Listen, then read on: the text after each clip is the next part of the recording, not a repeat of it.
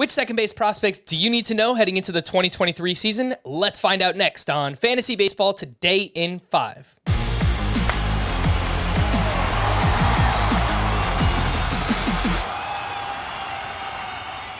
Welcome into FBT in 5. Today is Saturday, November 5th. I am Frank Sample, joined by the Welsh. Make sure you follow him on Twitter at @IsItTheWelsh. Let's start with the top 2 on this list, who are probably the most likely to make an impact in 2023. Connor Norby with the Baltimore Orioles. He's got some pop, he's got some speed, and obviously the Orioles are starting to call some of their prospects up. And then Michael Busch with the Dodgers, who has big power. Think like a Max Muncy type player. He walks a lot as well. But where is he going to play? Those are the questions. What do you think about Norby and Busch? Yeah, Norby is fascinating with how much of a big push he had this year. Hit 29 homers. He's a 22-year-old that got all the way up to AAA, which that's the big telling thing. You know, I think if he hadn't gotten to that level, how much would this team push him? But they gave him a little bit of taste of AAA after stealing 16 bases and 29 homers.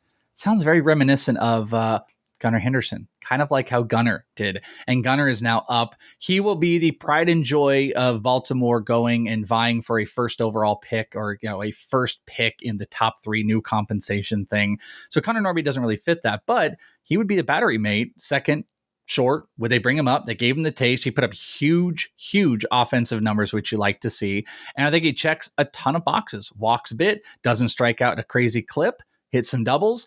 I really think there's an opportunity to see him earlier rather than later, and the Baltimore era might start sooner rather than later. On Michael Busch, huge power. I mean, I'm underselling Connor Norby hitting 29 homers. Michael Busch only hit a couple more, but he's built for this. 32 homers, hit 20 last year, walks a ton, had 74 walks this year, but he had double the strikeouts on that. And he's with the Dodgers. So like you said, where does he play? I really think he's a clone. He's the mold of what this team likes. Yes, they've still got like the Edwin Rios that are kind of sitting out there, but they've got a lot of decisions to make. And we don't know what those decisions are going to end up altering the starting lineup. Are they going to put a lot of money into one specific player, or are they going to spread that money out and, bring a couple of these players back? So if playing time is available, guys like Miguel Vargas, who we've talked about, or Michael Busch are going to get the opportunity. And worst case, Michael Busch is 25 years old. It's time. So maybe it'll be with a new home. And the big power is going to play. And he is a proximity guy. We're questioning a little bit. Norby's got probably the highest upside. Michael Busch got to play. And I would say he's probably the best bet as far as proximity goes between the two. But Norby is the better fantasy asset. We just don't know when either guy's coming up. Let's take a look at the next 3 prospects on this list, and that includes Nick Gonzales with the Pirates, Edouard Julien with the Minnesota Twins, and Zack Gelof with the Oakland A's. All very different prospects here. Nick Gonzales obviously was drafted very highly, 7th overall pick, but you've seen some things out there in the Arizona Fall League that kind of concern you with him. Edouard Julien has been the opposite. He's absolutely dominating out in the AFL right now. He's got some power, some speed, lots of OBP. Zack Gelof with the Oakland A's. He also does a little bit of everything. I don't know that the upside is as high as those other 2 names that I mentioned, but quick thought on each of those 3. Yeah, I mean, going down up, Gelof plays insanely good defense out here. He's been primarily playing second base, and I think there's just openings for the A's. They may want to get this going. They might want to start competing, and hey, we're going to have a guy that's going to be breaking camp and rosters, because I think Shea Langoliers exhausted that eligibility, so I do not believe he will qualify for next season.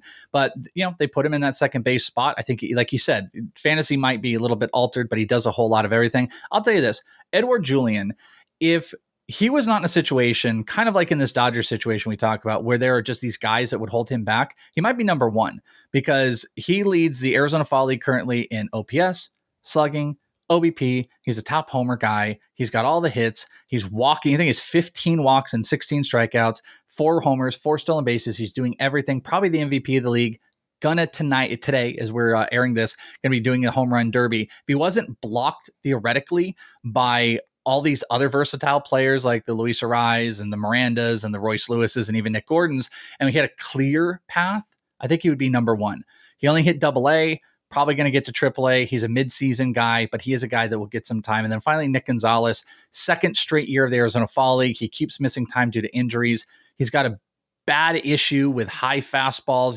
He's got the issue you don't want with prospects. Like we've seen with Joe Adell. What's Joe Adell's problem? Can't hit off speed, and high fastballs bug him.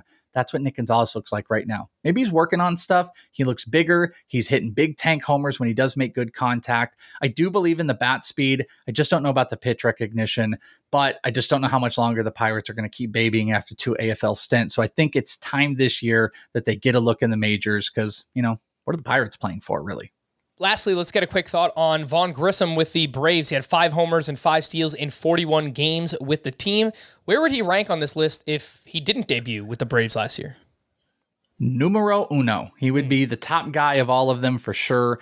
And he'll qualify at second base for you this year, though I don't think he'll play a whole bunch unless Albies is hurt again. I do think there's a possibility he could break camp and still be with the team on the starting lineup, maybe in the outfield. But stolen base, 5 tools, homer. I don't like the strikeout rate and where it went, but guess what? A lot of these guys that we've just talked about all have some of those same warts out there. Grissom just on a fantastic team with a lot of running ability and showed off some of that power like we saw with Harris. So Vaughn Grissom would be number 1. All right. For more extensive fantasy baseball coverage, listen to the Fantasy Baseball Today podcast on Spotify, Apple Podcasts, Stitcher, your smart speakers, or anywhere else podcasts are found. And thanks for listening to Fantasy Baseball Today in 5. We'll be back again on Tuesday morning.